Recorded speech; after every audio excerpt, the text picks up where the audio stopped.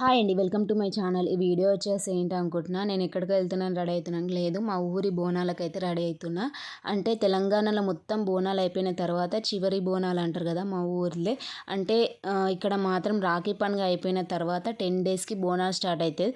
ఒకటే రోజు ఉంటుంది బోనాలు గిట, మైసమ్మ బోనం, పోషమ్మ బోనం. అందుకే ఒకటేసారి 2 బోనాలు చేసేస్తాం మేము గిట. ఒకటేసారి ఒక దిక్కు పోషమ్మ బోనాలు అయితే, ఒక దిక్కు మైసమ్మ బోనాలు అయితేనే ఉంటాయి. చూపిస్తున్న బోనాలేమో మైసమ్మ బోనాలు, నేను వెళ్తున్న బోనాలేమో పోషమ్మ బోనాలు. అంటే ఇక్కడ నేను గుడి చూపిస్తున్నాను కదా, ఇది వచ్చేసి పోషమ్మ బోనాలు.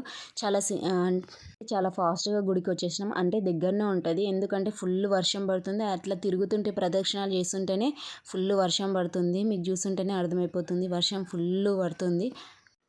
ఊర్లో మాత్రం లేట్గానే అవుతాయి బోనాలు. అంటే మీరు అనవచ్చు మొత్తం అయిపోయినాక, అన్ని ఊర్లు అయిపోయినాక మా ఊర్లో మాత్రం లేట్గా అవుతాయి బోనాలు. అంటే నేను అన్నా కదా రాఖీ పండుగ అయిపోయిన తర్వాత 10 డేస్కి బోనాలని. చూడండి ఇవి వచ్చేసి నేను అన్నా కదా పోషమ్మ బోనాలని. మా కుష్పాప ఎక్కడ పోయిందో కానీ నాకైతే అస్సలు దొరుకుతలేదు. చూడండి మొత్తం ప్రదక్షిణాలు చేసిన తర్వాత చూడండి మొత్తం ఫుల్ వర్షం పడుతుంది, ఇంకా గాలి గీట పెడుతుంది. చూడండి ఆల్మోస్ట్ అయితే చీకటి అయిపోయింది. ఈ వీడియో మాత్రం నచ్చితే లైక్ అండ్ సబ్స్క్రైబ్.